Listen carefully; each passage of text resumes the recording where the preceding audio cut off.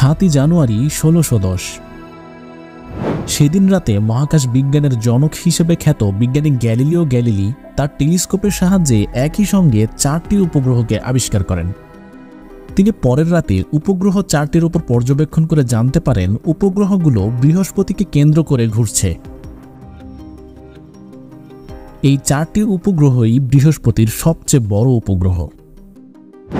চাঁদগুলি হল আইও, Europa, Ganymede এবং Callisto. এগুলো গ্যালিলিয়ান চাঁদ নামে পরিচিত।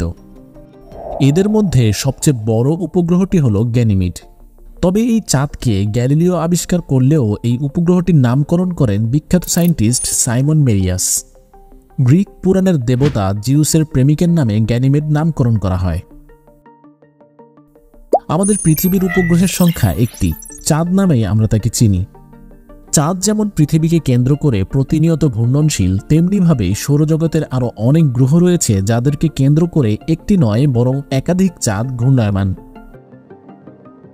যেমন মঙ্গলের চাঁদ 2টি, বৃহস্পতির 95টি, শনি গ্রহের 46টি, নেপচুনের 14টি এবং প্লুটোর 5টি।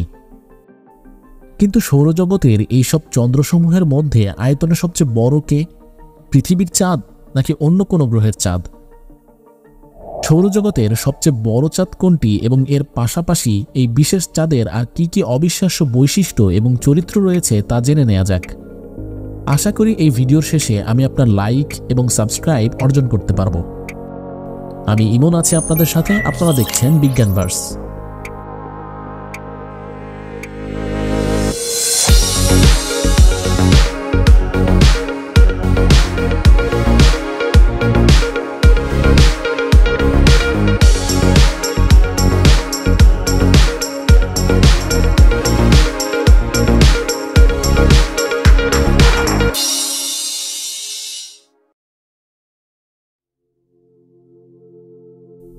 বেশ কিছুদিন পূর্বেও ধারণা করা হতো শনির উপগ্রহ টাইটানই সৌরজগতের সবচেয়ে বড় চাঁদ।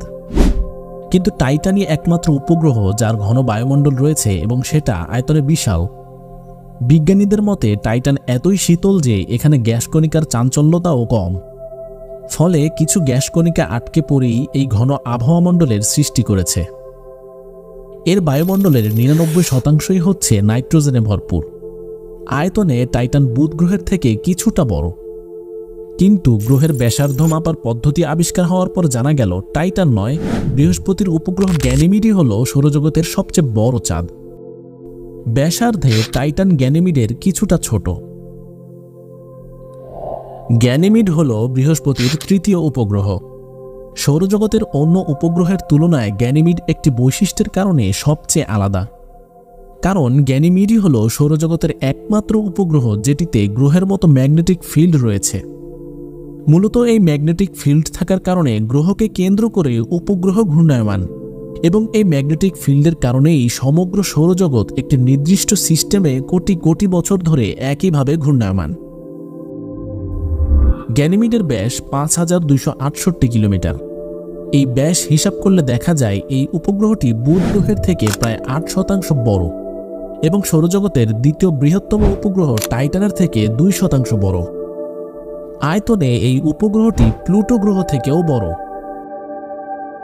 মহাকাশযান পায়োনিয়ার 10 এর সবচেয়ে কাছাকাছি গিয়ে যে তথ্য প্রেরণ করেছে সেই তথ্য বিশ্লেষণ করে বিজ্ঞানীরা জানিয়েছেন এই উপগ্রহটির পৃষ্ঠ সম্পূর্ণরূপে পাথুরে পাহাড়ে ভরপুর। এই পাহাড়ে সালফারের পরিমাণ বেশি। এসব পাহাড়ের ফাঁকে ফাঁকে জমাট পানির অস্তিত্বও পাওয়া গেছে। 1979 সালে মহাকাশযান ভয়েজারের পাঠানো ছবিতে এই দৃশ্য সর্বপ্রথম দেখা যায়। তবে এর ভূ অভ্যন্তরে যে পানি রয়েছে তার পরিমাণ পৃথিবী পৃষ্ঠের সকল সমুদ্রের মিলিত পানির চেয়েও কয়েক গুণ বেশি। শুধু পানিই নয়, গ্যানিমিডের ভূ অভ্যন্তরে প্রচুর পরিমাণে গলিত তপ্ত লোহাও রয়েছে। বিজ্ঞানীরা মনে করেন এই লোহাই গ্যানিমিডের ম্যাগনেটিক ফিল্ডের মূল রহস্য।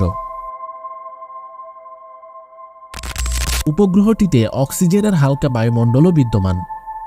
গ্যানিমিডের কক্ষপথ বৃহস্পতি থেকে প্রায় 1,70,400 কিলোমিটার দূরে অবস্থিত। এর কক্ষপথ সামান্য উৎকেন্দ্রিক।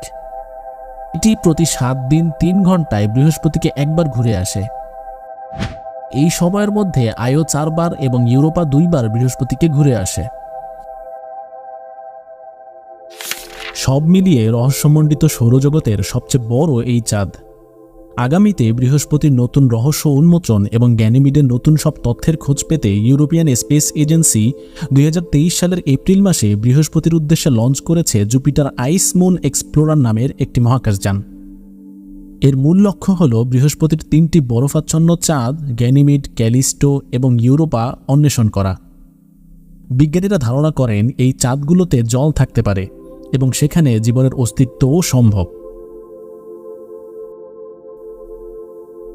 চাঁদের কথা যখনই আমাদের মাথায় আসে তখনই চোখের সামনে বিশাল বিশাল গর্ত দিয়ে আচ্ছাদিত চাঁদের পৃষ্ঠের ছবি ভেসে ওঠে। কিন্তু আপনি কি জানেন, চাঁদে শুধু বড় বড় গর্তই নয়, বেশ উঁচু উঁচু অসংখ্য পাহাড়ও রয়েছে। চাঁদের পর্বত এবং সমতল ভূমি সম্পর্কে বিস্তারিত জানতে এই ভিডিওটি দেখতে পারেন।